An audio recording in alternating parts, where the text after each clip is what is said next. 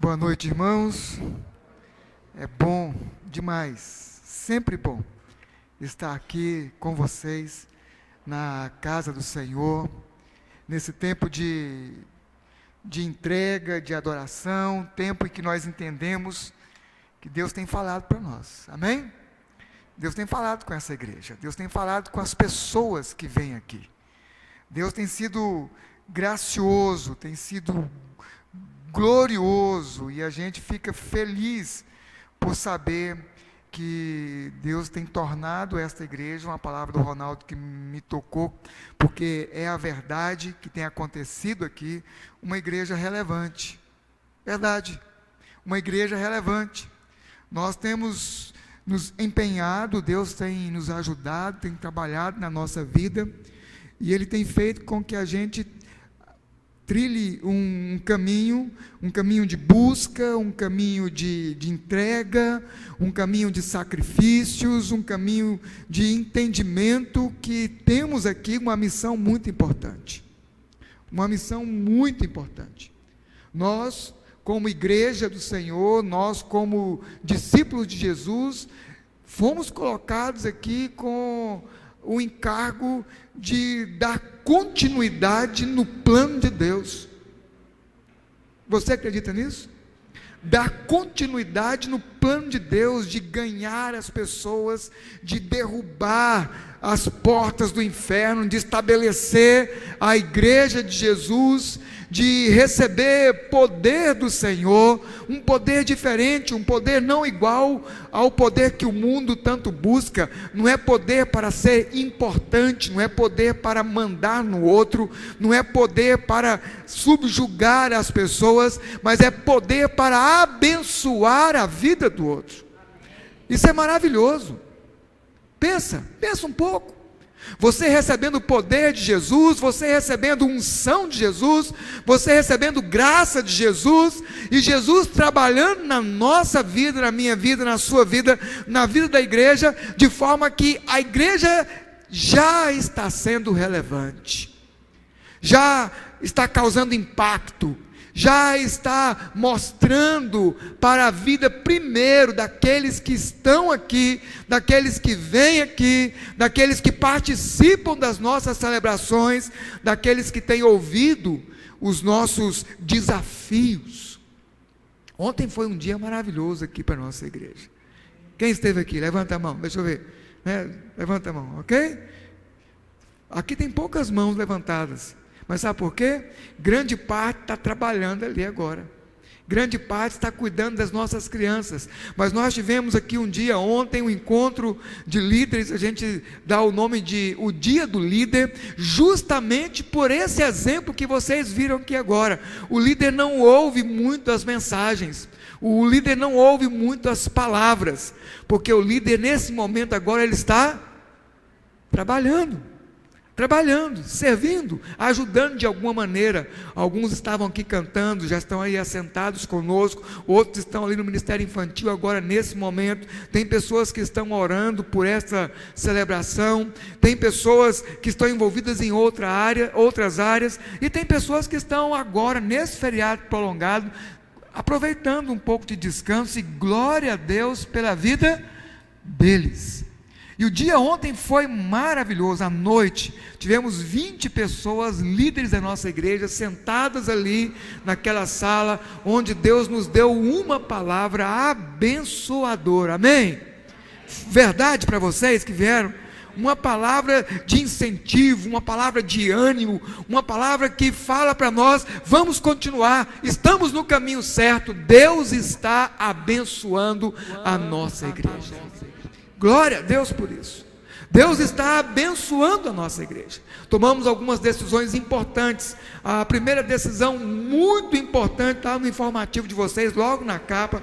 Você pode levar para casa e orar, e ler, e meditar a esse respeito. Nós decidimos que no mês de agosto nós vamos abrir as nossas primeiras células protótipos. Glória a Deus. Amém?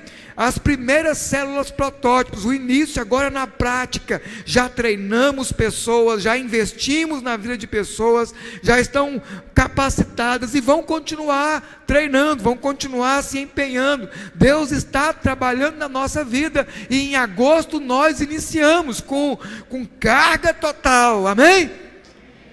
Outra decisão muito importante que nós tomamos em favor da nossa igreja é que nós vamos orar.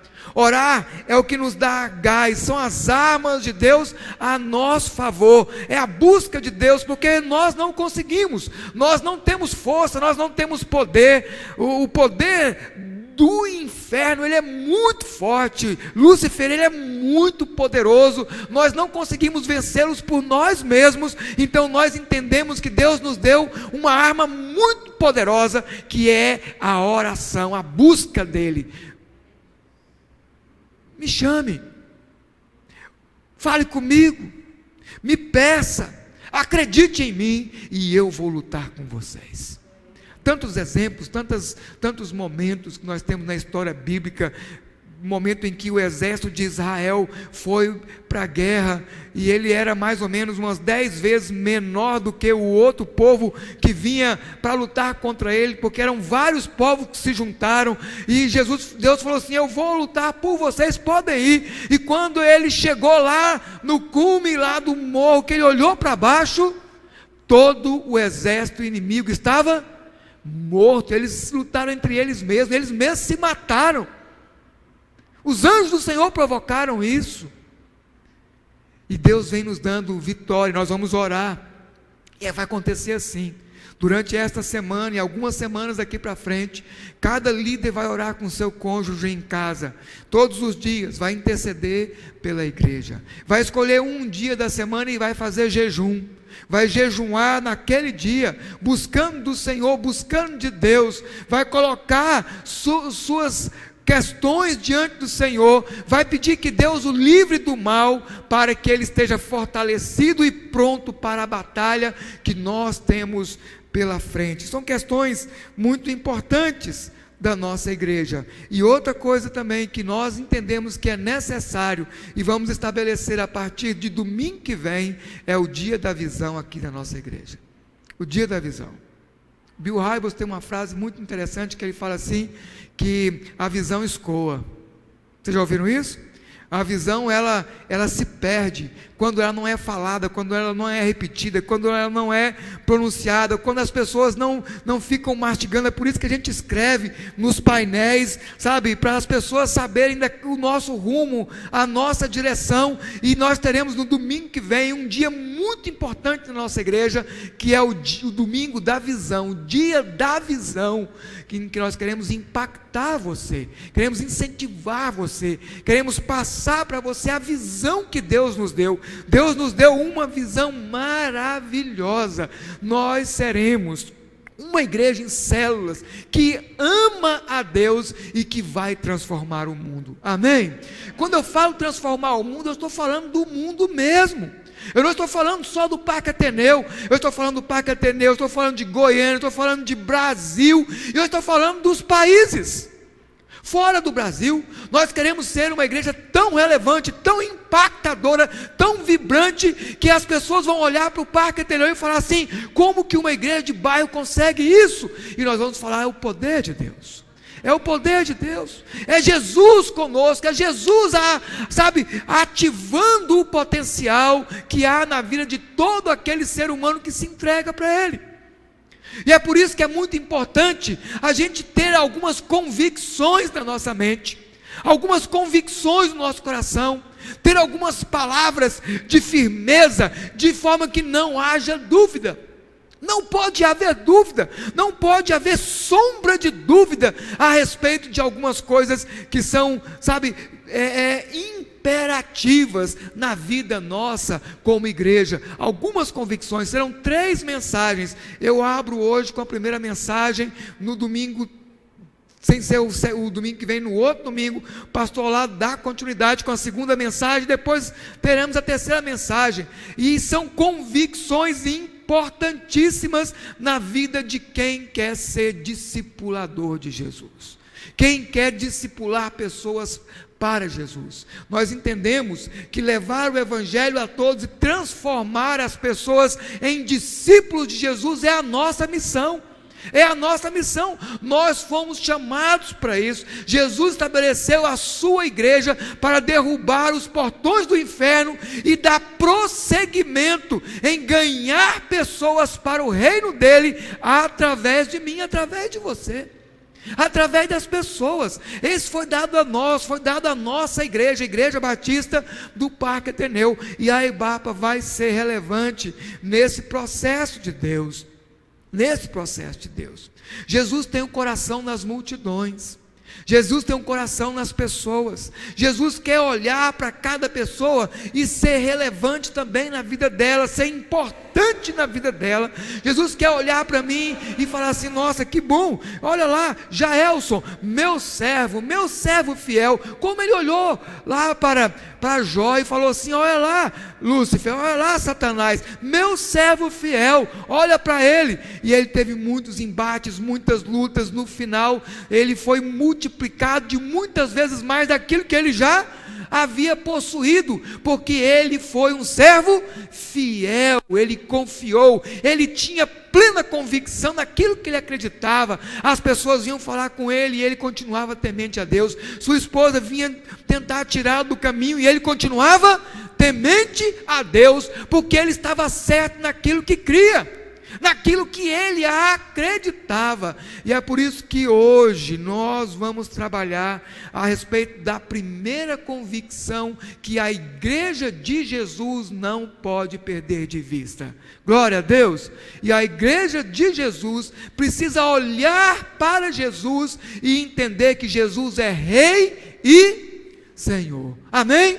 Jesus é Rei e Senhor, e há uma exigência, há um pedido, há algo que é fundamental para a gente entender. A exigência é submissão e obediência. Submissão e obediência. A palavra do Senhor, sabe, Jesus tem uma palavra muito importante a respeito disso. Ele fala assim: olha, submetei-vos, pois, debaixo da mão de Deus, resisti ao diabo e ele fugirá de vós. Poder sobre a presença do diabo. O diabo não pode nos oprimir, o diabo não pode nos derrotar, ele não pode ir contra a nossa vida, caso nós estejamos submissos à mão de Deus, obedientes a Jesus. E isso é imperativo na vida da gente. Eu preciso acreditar plenamente nisso. Eu preciso abrir o meu coração para Jesus e falar assim: Jesus, eu creio. Eu entendo da palavra que nós somos da família de Deus. E eu estava falando com a turma que vai batizar aqui na igreja a respeito desse assunto no domingo passado, e é um tema assim muito interessante. E eu perguntei para eles: vocês conhecem um ditado que tem por aí? E o ditado é o seguinte, ele fala assim, ó: todo mundo é filho de Deus. Já ouviu isso? Você já ouviu? Todo mundo é filho de Deus. Você acredita nisso? Não é verdade, porque na verdade não é verdade. Nem toda pessoa nesta terra é filho de Deus. A verdade é, todos são criaturas de Deus. Deus criou todas as pessoas. Também é verdade dizer que Deus ama de coração todas as pessoas. Deus quer salvar, Ele quer resgatar, Ele quer redimir, Ele quer transformar, Ele quer dar um novo rumo, Ele quer falar para você, para mim, para as pessoas, que há uma maneira melhor de viver do que se entregar para esse mundão que está aí. Tem um jeito melhor de viver de acordo com o plano de Deus, e Ele inicia-se na crença, sabe, de que Jesus é Rei e Senhor. Deus o mandou para ser assim. Ele é Senhor da nossa vida, Ele é o nosso Rei, e é fundamental para a expansão, para o crescimento da igreja. Samuel, pode passar para mim, dá um ok assim, você passa. Hoje eu estou sem o meu celular, normalmente eu mesmo passo daqui, né? Aí a gente vai passando. Eu esqueci, está vendo? Esqueci do texto, né? Eu esqueci do texto, mas antes é preciso falar essa frase: é fundamental para a expansão da igreja ter convicção nessa frase: Jesus é Rei e Senhor. Glória a Deus. Verdade? Creem nisso? Não pode ter dúvida.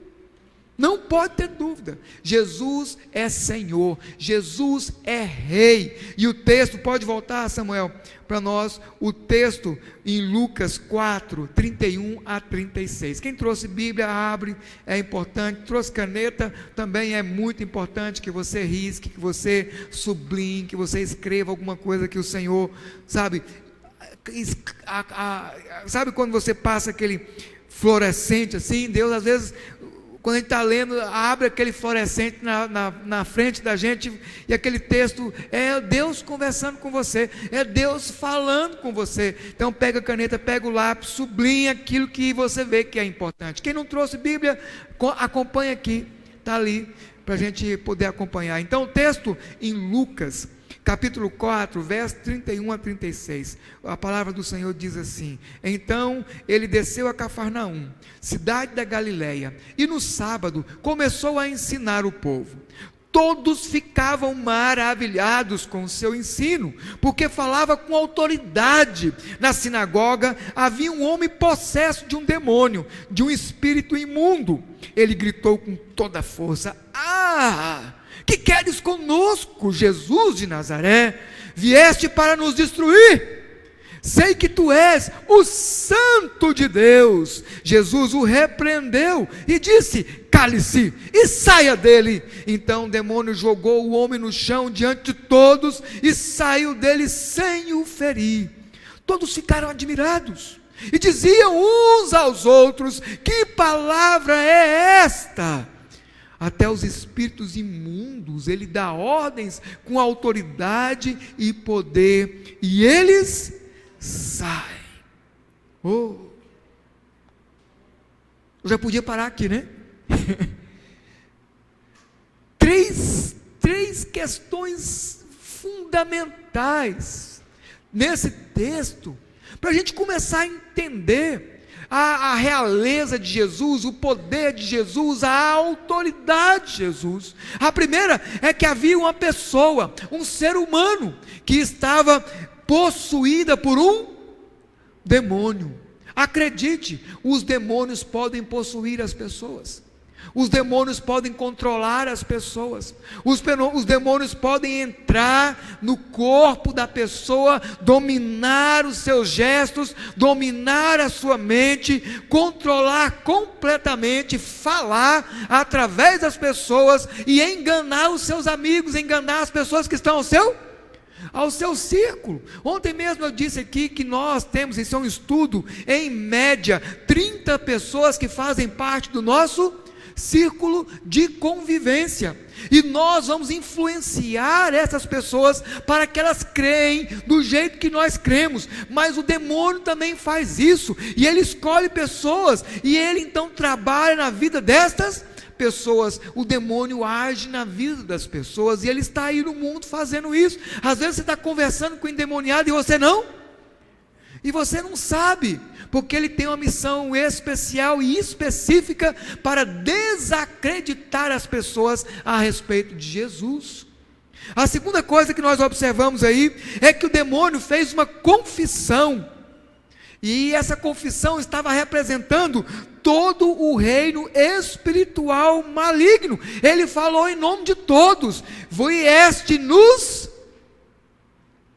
destruir, vieste contra nós. E agora, uma coisa aí fantástica acontece: os próprios demônios reconhecem que Jesus veio numa missão importante de acabar com o reinado do maligno, com o reinado do mal. Não tem mais para o diabo, não tem mais para os demônios, não tem mais para eles, porque agora Jesus vem com autoridade para eliminar da face da terra a todos que creem nele o poder do maligno na vida das pessoas. O mal não vai controlar mais, basta você acreditar em Jesus. E aí Jesus então o repreende, porque era uma pessoa errada, no momento errado, declarando uma verdade crucial para a existência humana. Sai dessa pessoa,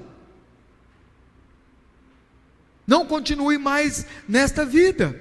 E aí então tem mais uma confissão teológica absolutamente importante, e é isso que a gente quer enfatizar. O demônio então ele falou assim: tu és o Santo de Deus.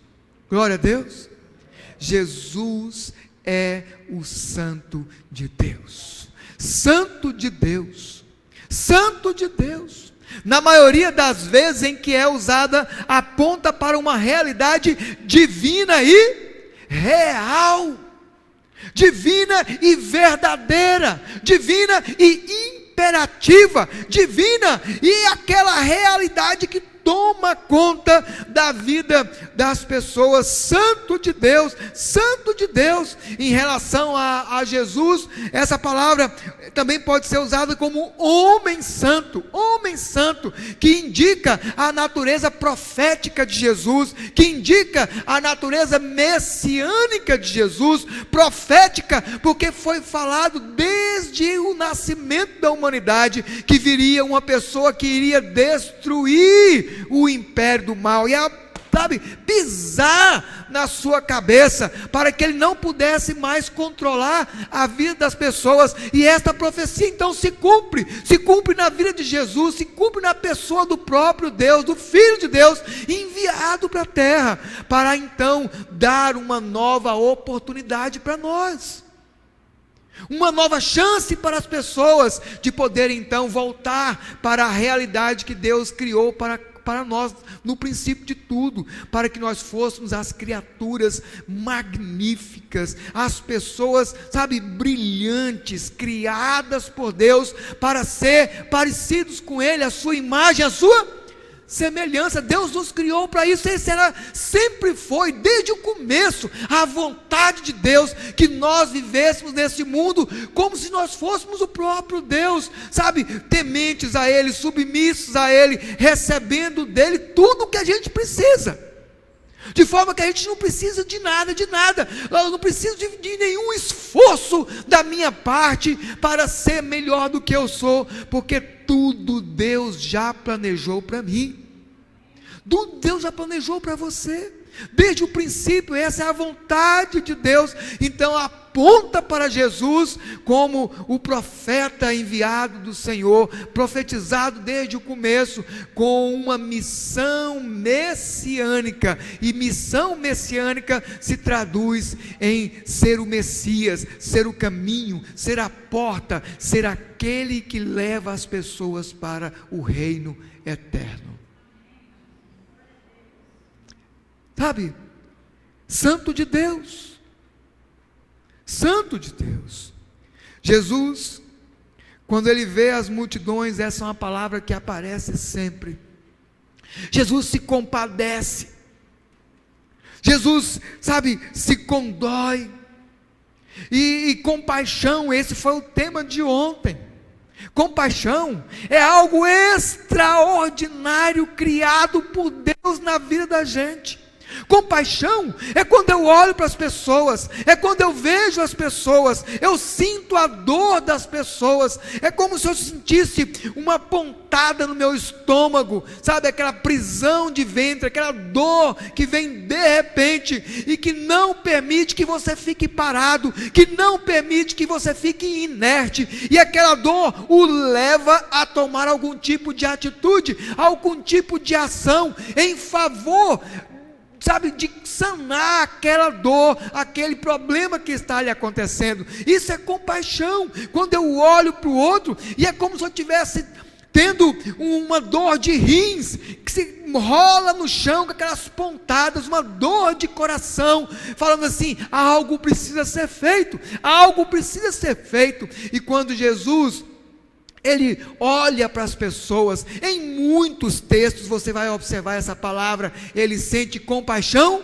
daquelas pessoas, ele não consegue ficar parado, ele não consegue ficar inerte, então ele toma alguma atitude, ele não perde tempo, ele ajuda as pessoas, ele cura as pessoas, ele sara, ele, alimenta, e ele então cuida das pessoas nas suas necessidades básicas reais. Mas esse não era o foco de Jesus, esta não era a missão de Jesus. Jesus não veio para curar as pessoas só naquele tempo, ele não veio para alimentar as pessoas só naquele tempo, ele não veio para anunciar, para pregar só. Esta, não era a missão de Jesus. Ele fazia isso por compaixão, por olhar a dor do outro e falar: eu tenho que fazer alguma coisa, eu já estou aqui mesmo, então eu vou curar, eu vou ajudar, eu vou apacentar, eu vou acalentar, eu vou então cumprir um papel. Mas o foco principal de Jesus era muito simples: preparar 12 pessoas.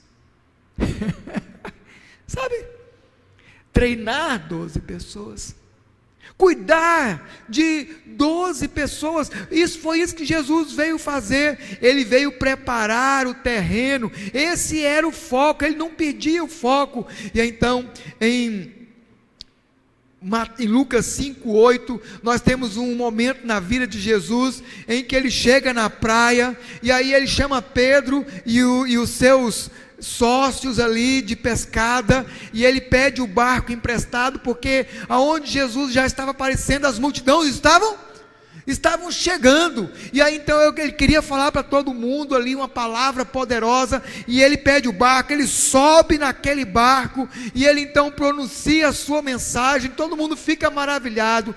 Mas então Jesus vai para o seu foco, ele chama Pedro e os outros apóstolos que estavam ali naquele momento, e eles vão para águas mais profundas, e Jesus fala assim: Pedro, joga a sua rede. E Pedro falou assim: como? Pesquei a noite toda, não pegamos nada.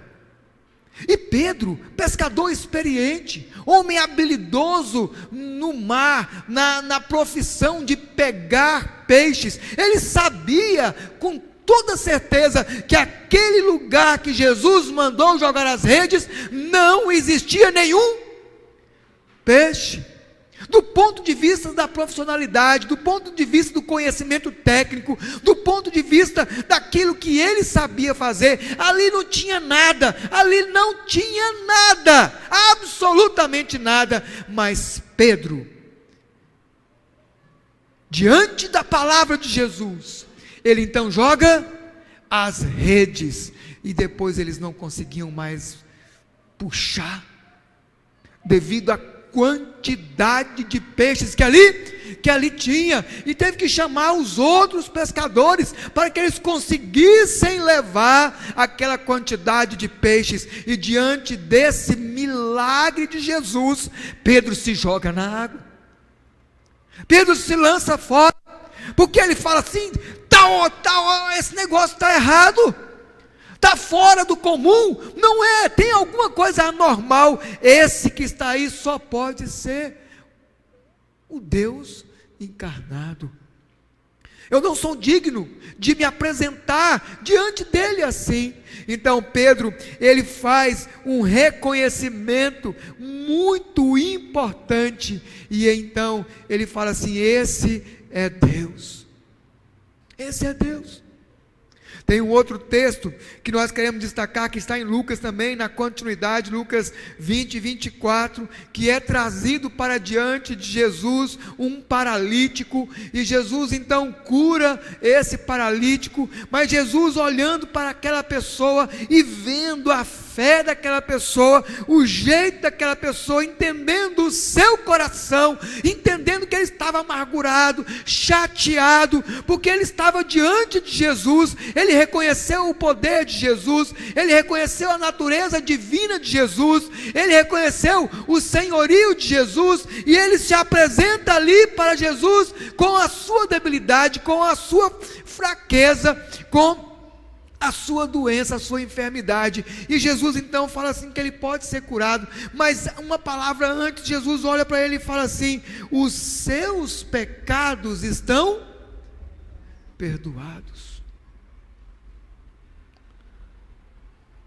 Alguns israelitas estavam ali presenciando aquilo tudo, e eles então falam assim: como assim? Como os seus pecados estão sendo perdoados? Só Deus pode perdoar pecados.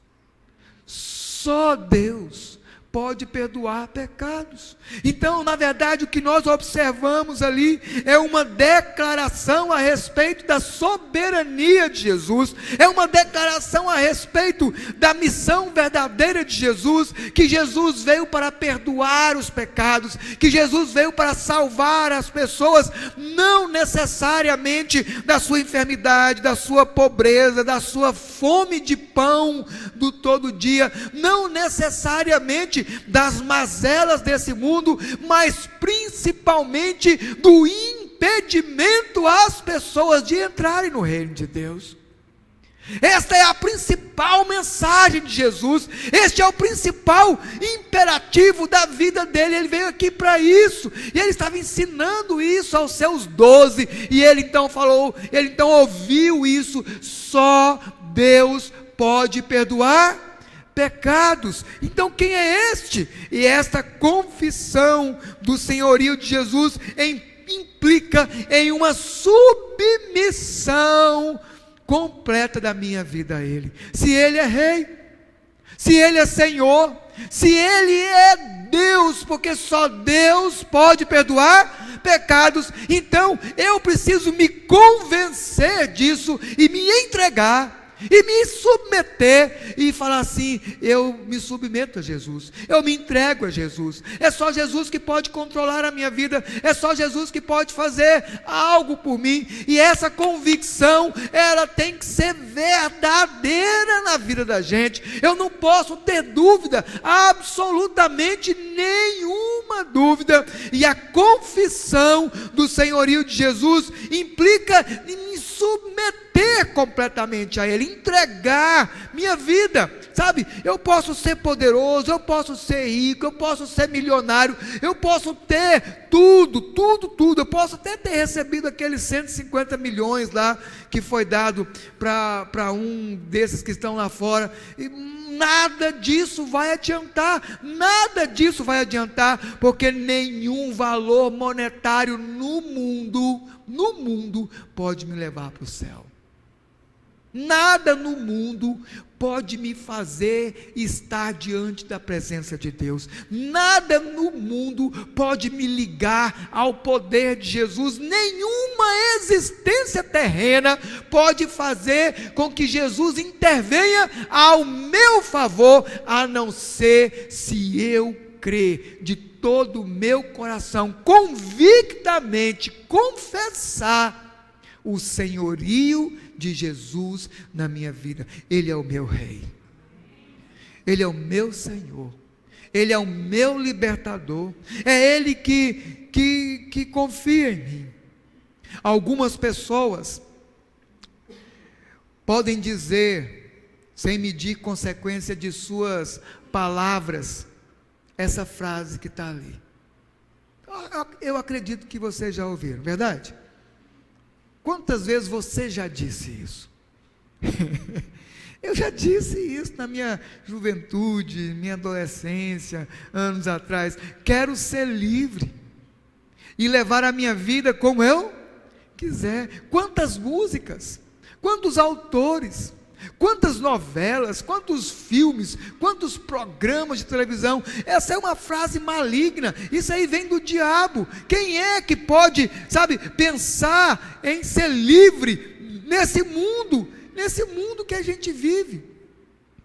Querer ser livre, querer estar solto das responsabilidades, querer ficar longe das regras, não se submeter. Vocês percebem?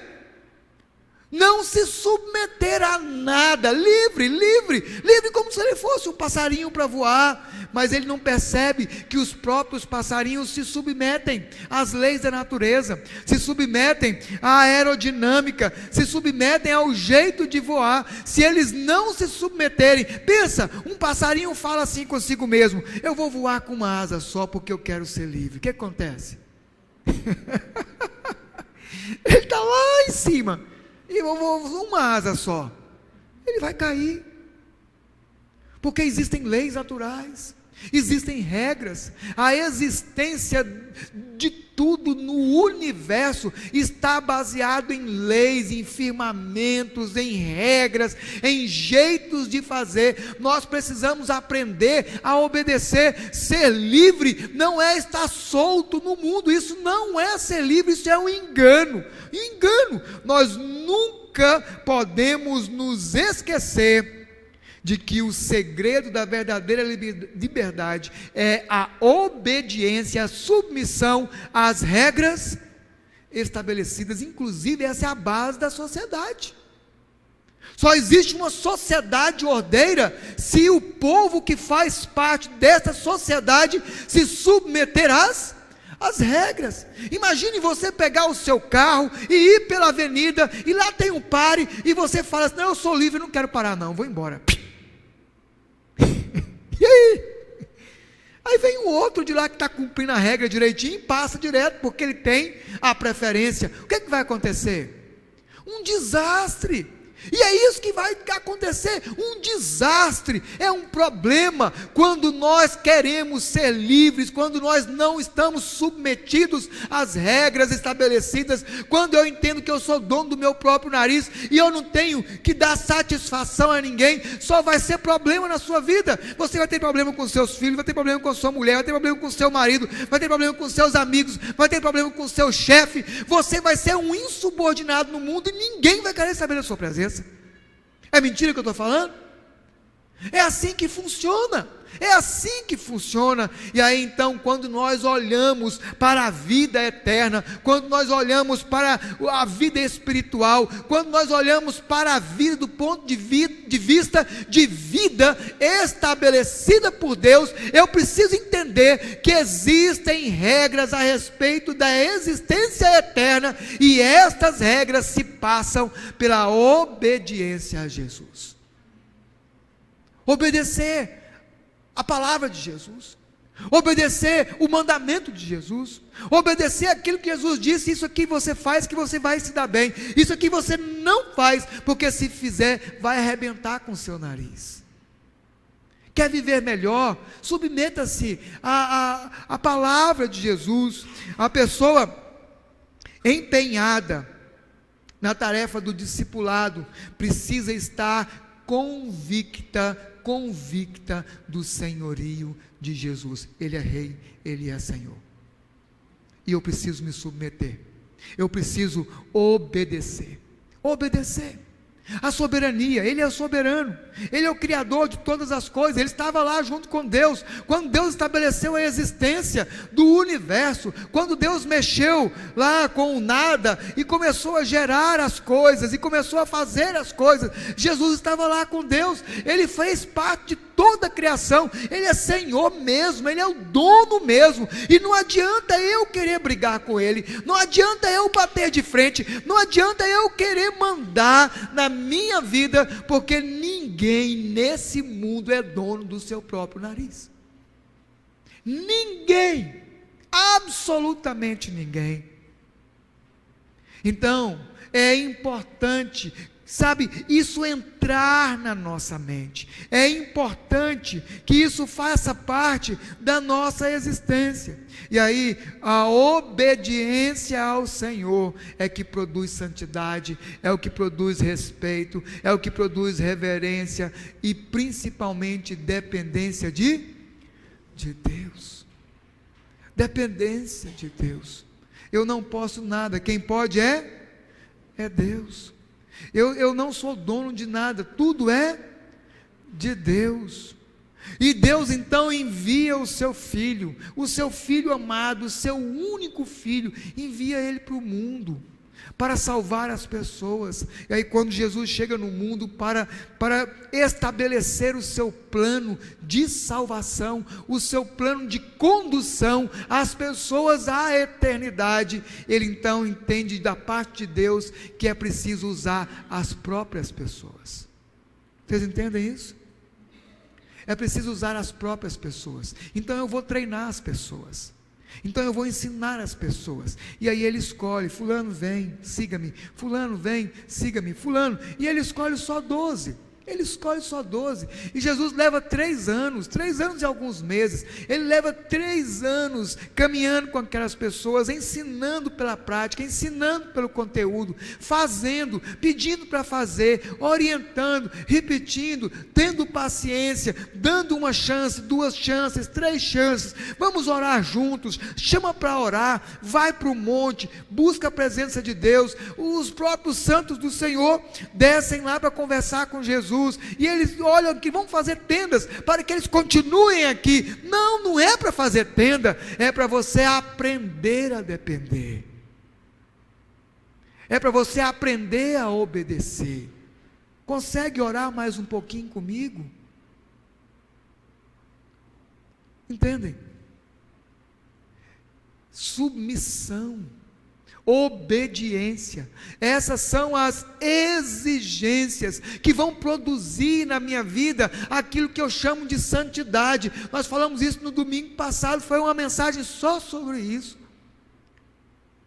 E quando eu me submeto a Jesus, e quando eu obedeço a Jesus, e quando eu tenho a convicção que Ele é o Senhor da minha vida, que Ele é o Rei estabelecido por Deus, Deus vai gerando, vai produzindo santidade na vida da gente. Sabe o que significa isso? Eu vou errando menos, não porque eu estou ficando melhor do que eu sou por mim mesmo, mas é porque Deus está limpando as minhas arestas, é Ele que está produzindo santidade na minha vida, e através da santidade vem o respeito pela palavra, o respeito pelo outro, o respeito pela divindade de Deus, o respeito pela fragilidade do ser humano, e a partir disso vem a reverência, o entendimento que eu tenho que me dobrar diante de Deus, que eu tenho que prestar um culto verdadeiro a Deus, de coração, de alma, de empenho, que eu tenho que me dedicar ao Senhor, porque Deus quer que eu seja um discípulo dEle, Ele quer que eu dê prosseguimento à missão, e eu então vou me empenhar diante de Deus, com dependência de Deus, e Deus vai me treinando, e eu vou sendo preparado para ganhar pessoas para o reino. Glória a Deus. Convicto do senhorio de Jesus. Então a última frase para a gente fechar, o ministério de louvor já pode vir, é: Jesus é Rei e Senhor. Glória a Deus. É exigido de mim, como discípulo, é exigido de mim, como pessoa submissa, obediente a Deus, que eu me entregue completamente nessa caminhada com o Senhor, falando assim: Senhor, eu entendo que o Senhor está olhando para mim, Senhor, eu entendo que é importante, que é muito importante, que eu obedeça, que eu caminhe de acordo com as regras, que eu esteja debaixo da mão do Senhor. E olha, igreja, uma coisa é muito importante, pode deixar ele, não vai atrapalhar não, pode, só não olhar para ele, para a gente fechar aqui. Uma coisa é muito importante: se nós nos submetermos obedientemente ao Senhor, coisas excepcionais vão acontecer, coisas espetaculares vão acontecer. Uma coisa é verdade, uma coisa é absolutamente verdade, que Deus, Ele produz milagres o tempo todo. Acreditam nisso? Deus produz milagres o tempo todo. O maior milagre é tirar as pessoas do poder do inimigo. Esse é o maior milagre. O maior milagre é levar o ser humano de volta para Deus. Isto era uma total impossibilidade. Pensa em algo que não tinha como. Não tinha, impossível. Todos os seres humanos estavam destinados a viver o seu tempo aqui na terra e depois encaminhados para o inferno. Todos, sem exclusão. Todos, sem exclusão. Aí então Deus vai trabalhando a humanidade durante séculos, durante milênios. Deus vai trabalhando pacientemente, preparando o seu plano, preparando, a maneira de resgate, o jeito, tudo pré-estabelecido, o dia certo, a hora certa, o momento, o governo do mundo, a língua, a moeda, tudo tinha a hora certa. E aí então nesse momento certo vem Jesus, enviado por Deus, abrindo mão daquilo que Ele é, Deus, para se tornar em humano, em gente frágil como nós, podendo ser morto, e foi. Mas agora vem o milagre é vencer a morte, o milagre é voltar à vida depois da morte. Mas voltar à vida depois da morte significa entrar de novo no céu, significa tirar aquela espada flamejante, bloqueando a entrada das pessoas no paraíso. Isso acontece através de Jesus. Quando nós nos submetemos, quando nós obedecemos, quando nós acreditamos convictamente, uma convicção sem dúvida nenhuma, de que Ele é Rei, e Ele é Senhor, e eu me entrego e eu obedeço. É isso que Deus está requerendo da nossa igreja. É simplesmente isso. Uma convicção de que nós somos do Senhor, submetidos a Ele, e aí os grandes milagres vão acontecer aqui. Olha, curas, problemas financeiros resolvidos, isso vai acontecer. Se já não está acontecendo, na minha vida está, glória a Deus. Mas isso não é o mais importante. O mais importante é a paz de Deus, que excede todo o entendimento. E isso só acontece quando nós então nos submetemos ao senhorio de Jesus. E esse é o desafio para você, em nome de Jesus. Assim, desse jeito, nós vamos conseguir pregar o evangelho a todos e transformar as pessoas em discípulos de Jesus. É assim, desse jeito, que nós vamos estar de casa em casa, como era lá em Atos 2, 42 a 47, todos os dias, unânimes na palavra do Senhor, na doutrina dos apóstolos, no partilhar do pão, nas orações, ajudando uns aos outros nas suas necessidades, caindo na graça do povo, e Deus acrescentando todos os dias aqueles que iam sendo salvos para a glória de Deus Pai, em nome de Jesus. Esse é o poder da igreja. Só a igreja tem esse poder, e é assim que a sociedade é transformada. É assim que o mundo é transformado. E é por isso que nós usamos 3 frases na nossa igreja: amar a Deus, amar as pessoas, transformar o mundo. pelo poder de Jesus. Que você agora esteja orando nesse momento, que é importante orar. Nesse momento, enquanto nós cantamos, você vai orar e vai conversar com Deus. Qual é a sua oração? Se entregar a Jesus, declarar a Jesus a sua convicção de que Ele é Senhor e que você vai obedecê-lo. Amém? Faça isso agora, enquanto nós cantamos nesse momento.